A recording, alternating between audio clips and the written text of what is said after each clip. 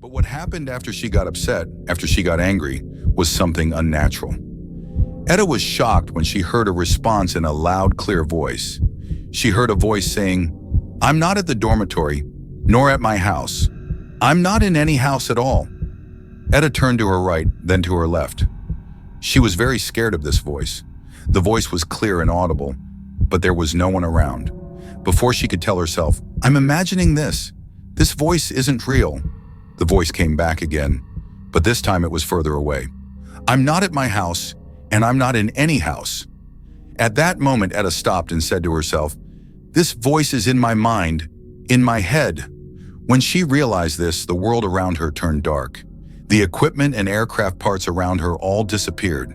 The scene shifted from an aircraft factory with machinery and tools to a desert. She saw a desert, mountains, and a nurse's uniform lying on the ground, covered in blood. Etta wasn't closing her eyes. She saw all of this with her eyes wide open, and it all happened in a fraction of a second. At that moment, Etta herself was shocked. She said, "What is happening to me?" Her sixth sense, which she didn't know she had, told her that what had happened to her was supernatural, something no one would believe. I don't even believe it myself as I'm saying this.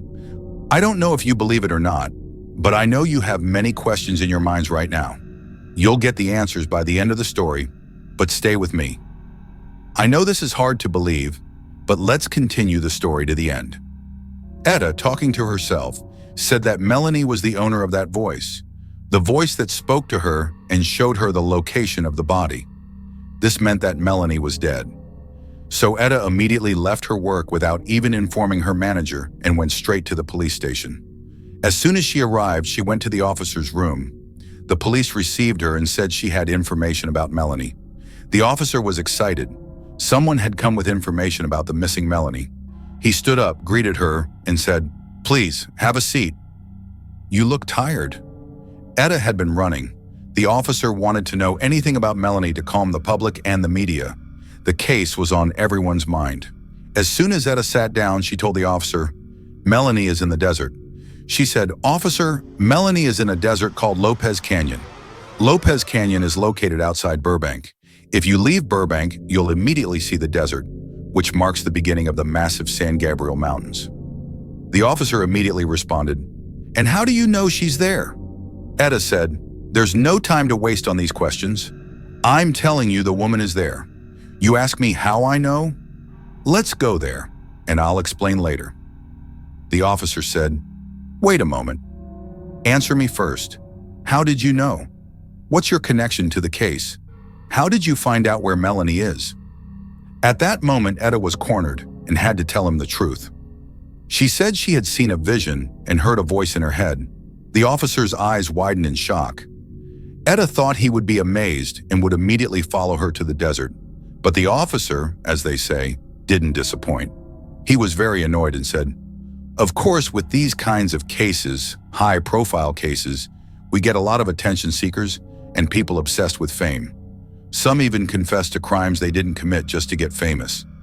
There's a serial killer out there, and someone claims to be the serial killer just for fame. And you fool, you think you can fool us?" The officer was clearly frustrated and said, "This is what we were missing, a fortune teller, a witch." At that moment, Etta got angry and shouted at the officer, "I'm not a fortune teller. I didn't know I could see these things until today. Today I found out. So hurry up, let's go to the desert. The woman is waiting there." The officer tried to control his temper to avoid losing his cool and said, "Do you realize what you're saying? Do you realize how ridiculous this sounds? This desert is huge and spans more than one state. How do you know she's there? Where are we even supposed to look? This is a desert, do you understand, you fool?" At that moment, Etta raised her voice even more and said, "Officer, didn't you ask yourself how you found her burned car there? That area must be the crime scene." The officer quickly replied, "We already searched there. Just because we found the car there doesn't mean her body is there. It's known that anyone who wants to get rid of evidence or a car takes it to the desert. It doesn't necessarily mean the crime happened there. The car was burned there, but the woman, only God knows where she is. We're doing our best and hopefully we'll find her. But please, get out of here. I don't want to see your face. You're just causing trouble. You heard a voice, saw a vision, and now you're wasting our time. Get out!" The officer was clearly dismissing her. Etta, frustrated, stood up and left the room. But before she left, she turned to the officer and said, "So you're not going to search?" The officer lowered his head and said, "If it makes you feel better, we'll search tomorrow. But for now, get out." It was clear the officer was just trying to get rid of her. Etta left the police station immediately, but she didn't give up. As soon as she returned home, she told her family what had happened. Her family trusted her deeply. They knew she was smart, hardworking, and not the type to make up stories. They believed her completely, unlike the officer, and decided to help her. They said, "When morning comes, we'll go with you and help you search." Of course, we can't blame the officer for not believing her. In their line of work, they deal with many attention seekers. The officer's reaction was logical. If someone comes to you and says, "I had a dream, saw a vision, and heard a voice," it's hard to believe without tangible evidence. There needs to be concrete proof. When night fell and Etta went to bed, she spent the entire night dreaming about the place where Melanie was. It was as if she was watching a movie in the desert at Lopez Canyon, not far from the city. She saw a sign indicating the distance in kilometers. The sign was on the highway, and to the right, there was a large mountain with some shrubs.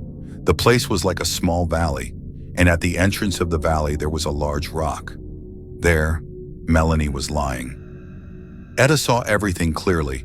She dreamed of the nurse's shoes, which were on the rocks. She dreamed of all these things. When morning came, before sunrise, Etta left with her daughter, her niece, who was 20 years old, and her friend to search for Melanie. Imagine, she knew exactly where to go. She was driving the car, and it was clear she knew the way because the others with her kept saying, "Let's stop here, let's search here," but she didn't listen to them. She continued until she reached a green sign indicating the distance to the next point. She stopped the car, got out, and said, "From here, let's start searching." They all got out and followed her.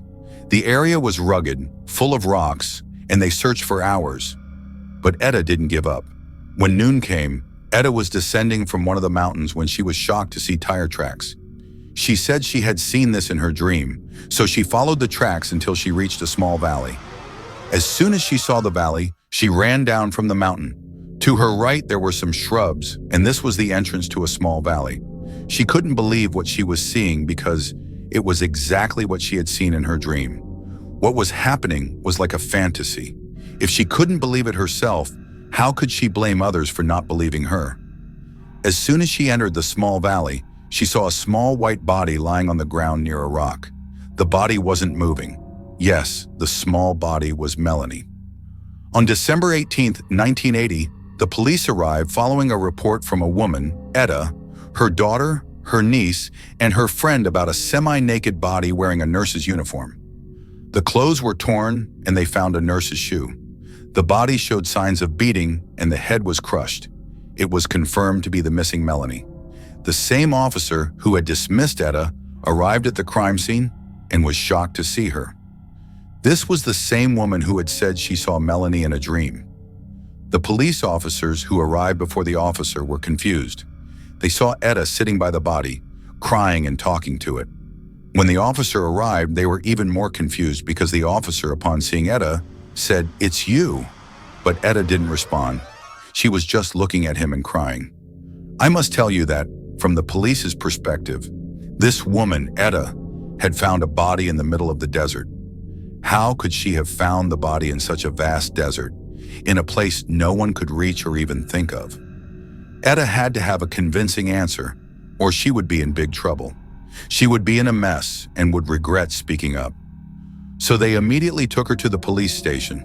Of course, this was very natural in such a situation. They wouldn't thank her. They would ask, "How did you find the body? Now answer us." They took her to the police station, and after a while, the forensic report came out. It showed that poor Melanie had been beaten, stabbed, and showed signs of assault. Her head was almost destroyed, clearly crushed by a large rock.